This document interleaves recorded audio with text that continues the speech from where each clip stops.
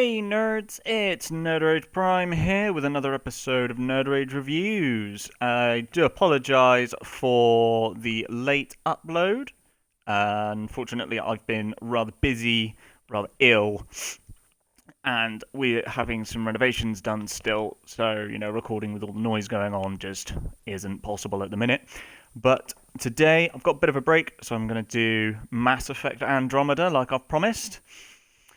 So, basically, if you haven't played the Mass Effect series, this is actually a fairly good game to start with.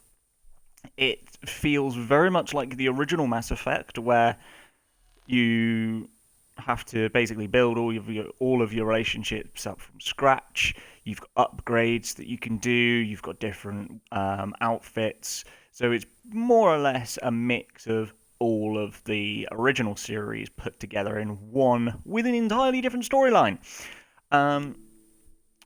It does have multiplayer as well, but we'll look at that in a minute. What was I going to say? Yes.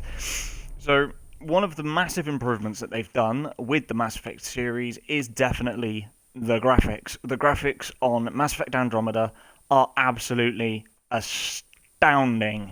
There is a slight issue with the mouth to voice movement.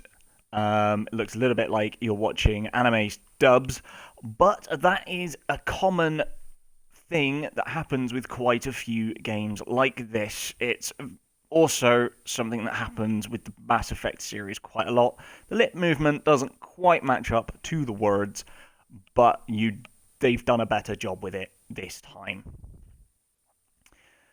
Okay.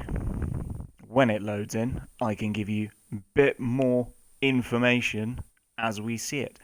It's very customizable. We're going to just do a resume from my save, but I won't do any part of the story, so I don't give anything away because it's fantastic. Not that I'm that far. Ooh! I've got some weapons. Okay, so basically, you can actually... Pathfinder, you have new email. Thank you, Sam. You can change the appearance of Sarah and Scott Ryder, but I have gone with the default Sarah because she does actually look kind of pretty in a cute, innocent way, kind of naive. Especially when you go to a new galaxy, you want that kind of naive look because, it just makes the impact a bit funnier for the player, or at least it does for me. It's probably because I'm narcissistic. Anyway, so one of the things I have found that is actually very, very useful is the loadout. Now I'm going to go to the loadout first because, as you can see, I have 4 weapons and I still have a recharge speed at 100%. Now, yes, I have used some lightweight materials on a couple of things. As you can see, on the Black Widow, there is a lightweight mod, and there is also one on my Revenant. There is also a new mod called a Vintage Heatsink. Now, this Vintage Heatsink mod is amazing for automatic rifles such as the Revenant, because rather than having a clip, you have a percentage bar. Now, it does actually tell you in your loadout how many shots you get in that. This Revenant has about 62 shots before it overheats, which is easily manageable. Yes, I have a Krogan Warhammer. Funny story, that's actually a toy.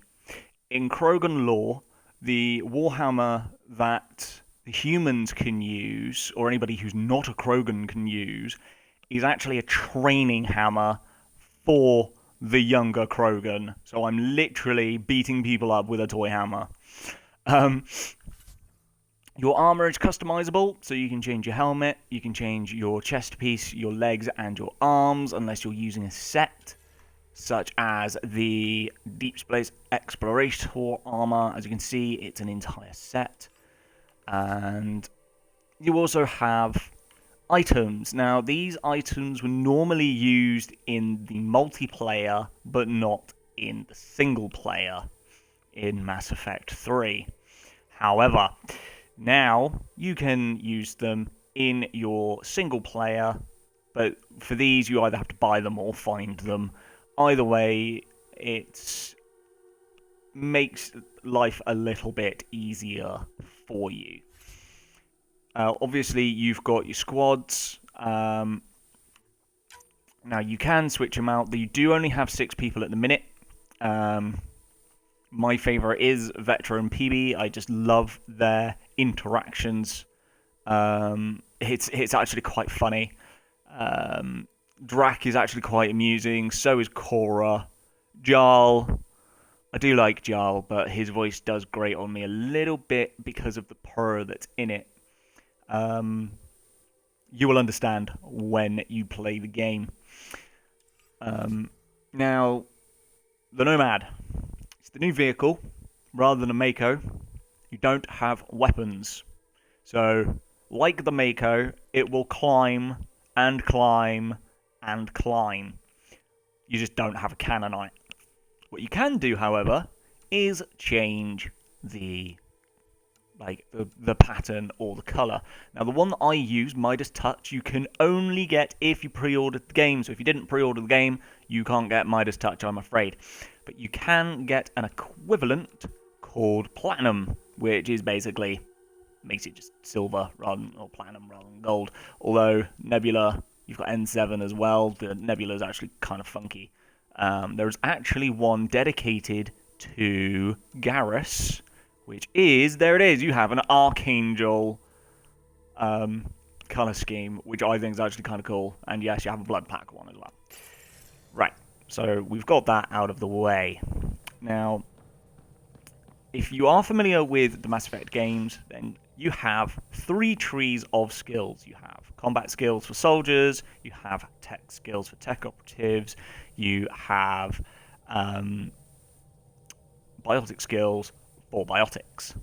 However, when it comes to Mass Effect Andromeda, you can actually use all 3 trees at once. So you can use any skill. I mean, you can only have 3 skills in your loadout, but you can mix and match those skills as you want. And there isn't a level cap. So you can just... I mean, there's a soft cap where your armors and weapons stop, but that's it. Once you've reached that on your armor cap, your level will continue. You will continue getting points. And unfortunately, so your crew... and your crew only have a certain amount of skills. So, you know, it is actually a little bit annoying on that state because I'm a bit of a perfectionist and I'm like, well, I don't want to see spare points unless I'm saving up for something. So, you know, it can be kind of annoying. Combat is very much like the original Mass Effect. What we're going to do is we are going to... Yeah. So this is the Tempest, by the way. This is the new ship. You don't actually have a galaxy map. Well, you do, but it's not like the galaxy map from the previous games. As you can see, it's far more impressive. Let's go to... I'll tell you what, if we go to Eladon, because Eladon's a very violent place. Minute. So as you can see, the space travel works a little bit differently because we don't have relays, so we're limited to one system for now. We're limited to one system. But as you can see, rather than watching your ship fly through space, you are the ship flying through space, which is kind of fun. Now, there's Eladon.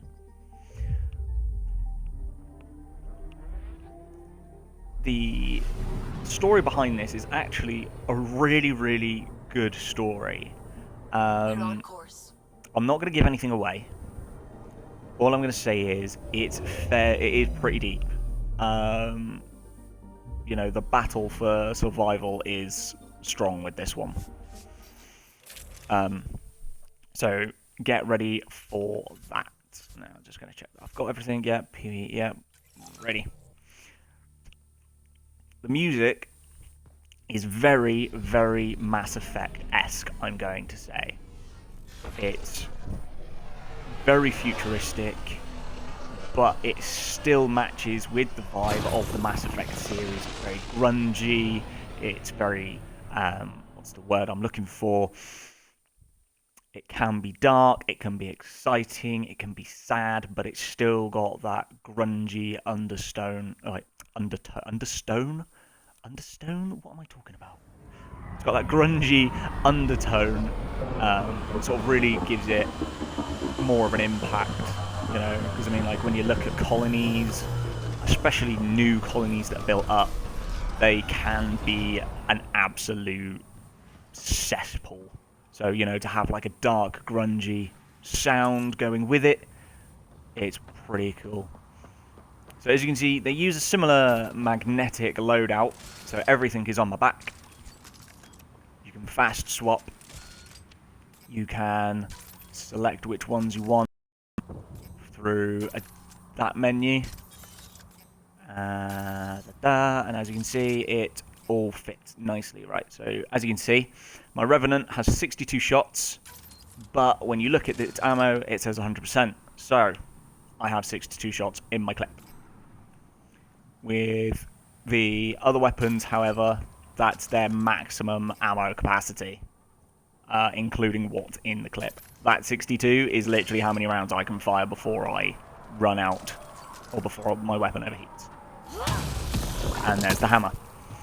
So, actually, where shall I go? There's Vetra. Where's PB? PB! Where the hell has PB gone? There's PB. Okay. I know what I haven't done. So here's another thing that is interesting about Mass Effect Andromeda, the profiles. So in the original games, you had your classes, you had soldier, engineers, adepts, vanguard, infiltrators, so on and so forth. On here, you can actually pick which profile you want, and that's technically your class. And each one has their own bonuses. Now, as you can see, it's got a rank, then you've got the number, and then that's the bonus. And then, like, that's what the bonus is at. Those ranks are basically how many levels you've put into your combat, your tech, or your biotics. So as you can see, I've got enough in all three to make my Explorer rank 6, and to be fair, I find Explorer as the best overall class profile to use. Soldier is another good one if you're heavily reliant on your weapons, if you're heavily reliant on your skills or your tech, then I suggest Sentinel or Vanguard. Vanguard is actually flipping insane for if you're melee. As you can see, if you're a biotic melee face tank, then use Vanguard. If you're not, use Adept. Or if you like being sneaky, then use Infiltrator. So, right. Let's just get my map up. So I've been around the block. I've been a few places. As you can see, I've been quite a few places indeed. Where is there a lot of enemies? Let's try over here. You guys have probably noticed I'm getting a little bit more confident in my videos now, which is great. Soon I will be doing my... Oh, no, that's not where I thought it was. Okay. Just so you know, that is an entire ship. That is all one ship. It's freaking huge. You don't actually get to see the whole thing. That's just a part of it. Let's try down here.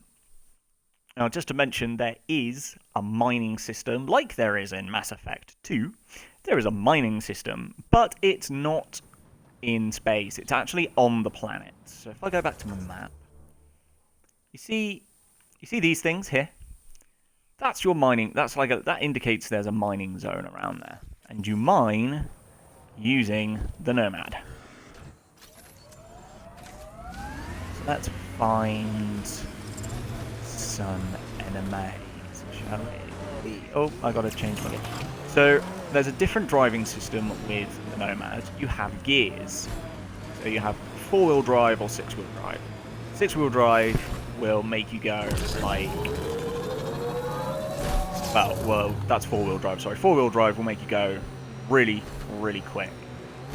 6-wheel drive, you grip. No, that wasn't it. Sorry, the map's absolutely ginormous, so finding enemies can be a little bit difficult. But it does, as you can see, the Nomad does climb like a trooper. Okay.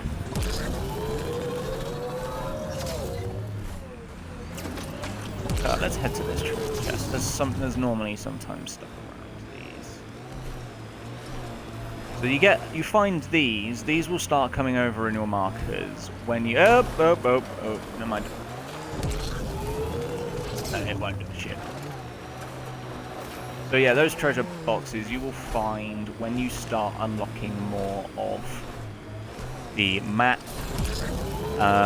When you do all of a certain type of mission, it will unlock. I can't remember what that mission is. There should be something. There should be some remnants back here.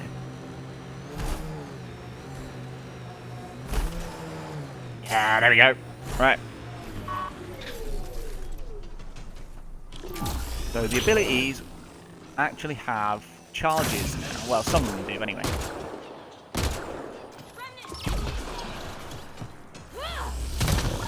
Nope. And basically,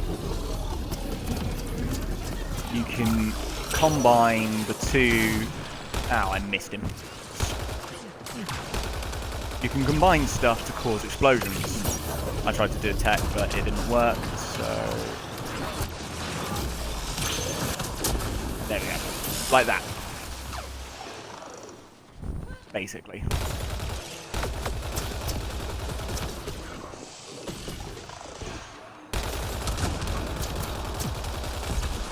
So yeah, as you can see, the combat system is very, very similar to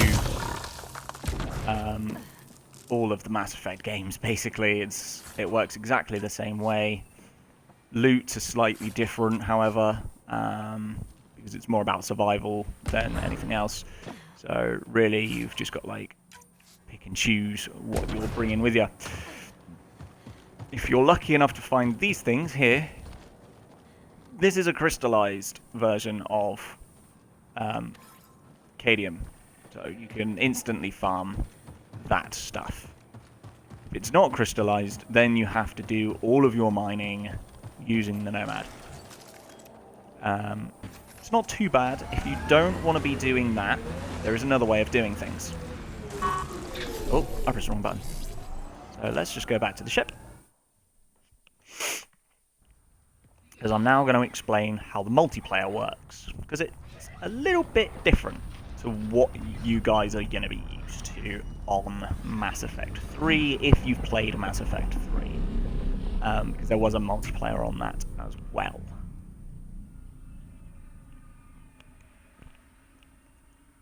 When we get in, it does take a little while. There we go. Okay, so let's go. Okay, I'll talk to people later. You have new email. Yes, Sam, I know. That's your AI, by the way, Sam. He doesn't have a body. I will say this. The lore behind Andromeda is the project launched before the events of Mass Effect 2. So after the events of Mass Effect 1, but before the events of Mass Effect 2. So they don't know about what happened in Mass Effect 2 or 3. They don't even know that the Earth and the galaxy had a massive war, basically. You have your research and development. So you can research weapons and armor. You get research credits to then put towards weapons and armor. And also augmentations, but I'm not a massive fan of these kind of augmentations. And then development side, if you've got the materials, you can make them. Then you do actually have a shop, so you can buy and sell from your ship. You don't have to go to ports to do it. You can buy and sell from the ship.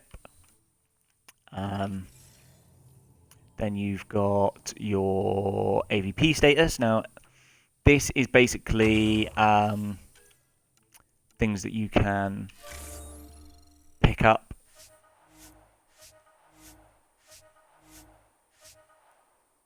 Right. So basically, you get a certain amount of perks that you can unlock. I've got my Nexus level is level 22. Sweet. And you've got a certain amount of things that you can choose from. So it all depends on how you want to build your colony and what you want to put down first. Obviously, with every decision, there is a consequence. So think very carefully. I cannot stress that enough. Your actions do have consequences.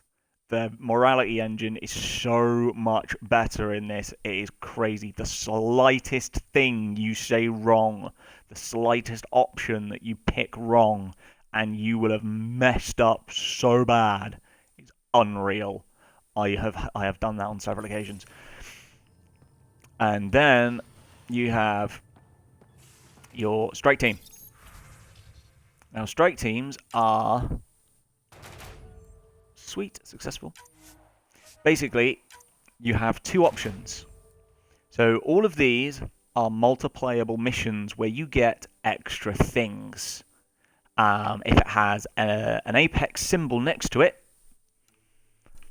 right, where you see the little arrow, but as only a few of these do, you will only ever have 3 that will have this arrow. Oh, I've got 4 this time. Nice. These arrows indicate that you will get more rewards. So as you can see, rather than 5 mission funds, you will get 10 mission funds. The Pathfinder rewards are these things here. So whenever you complete a mission from this list, you will get a reward box. If you do bronze missions, you will get bronze boxes. If you do silver missions, you will get silver boxes. And if you do gold missions, lo and behold, you get a gold box. This is your strike team. You can recruit them, but you need mission funds. You can also buy stuff for them, but you can only buy one thing. You can't buy more than one. So think about what you're doing. They do, as they level, they do gain traits, as you can see, compared to my level 11s and my level 15s. They've got different traits and so on. These are all things that they earn. So as you can see there, the equipment traits, I've equipped them with N7 armor. So they are 10% more efficient or effective. If you don't want to send a strike team, you can actually do these missions yourself, and you will be thrown into the multiplayer menu. And I'm just going to show you this quickly. I apologise for the long video. This is quite a big game to take you through and review. So once we get done, I should be done in a couple of minutes, so bear with me.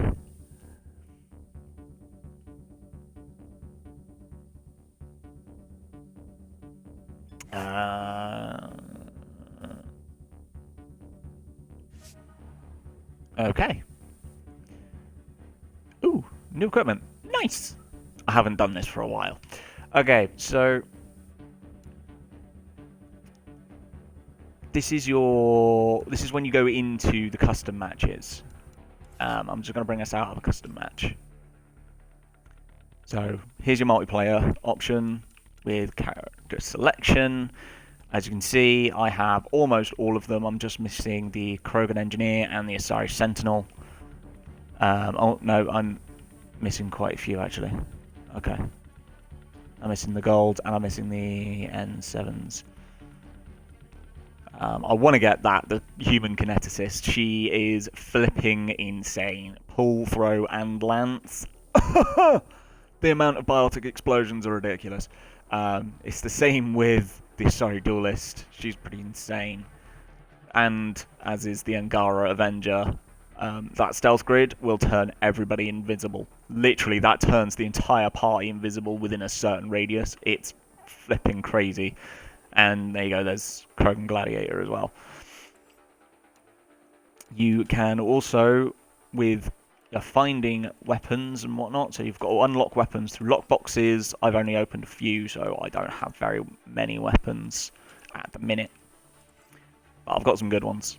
And again, you can get equipment. You've got consumables, again, like in the other Mass Effect, or in Mass Effect 3, you have consumables that increase certain things like weapons, ammo, your defenses, your powers, things like that. We've got our levels. I need to do some work on my Asari. But as you can see, you got works pretty much the same way.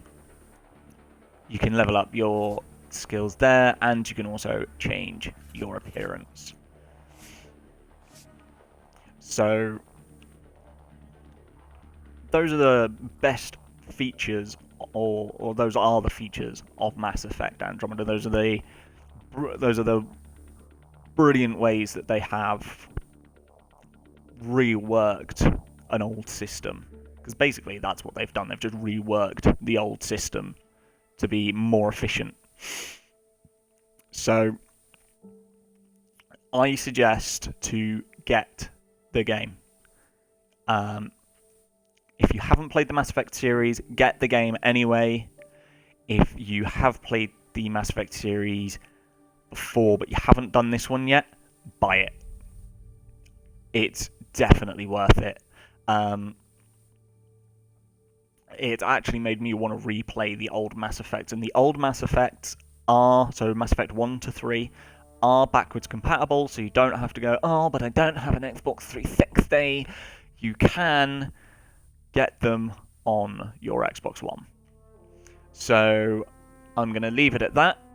I'm basically get the game, because if you don't, you're scrub. No, I'm joking, you're not scrubs. But seriously, get the game. It is a brilliant, brilliant series to play. I highly, highly recommend the Mass Effect series to anyone and everyone, especially if you love RPGs. If you love RPGs, play Mass Effect. What I'm going to do is I am going to be thinking about which game next to review. It could very well be something fairly old. It could be something fairly new. I don't know yet. Haven't planned that far ahead. But until then, I will see you later. Bye for now.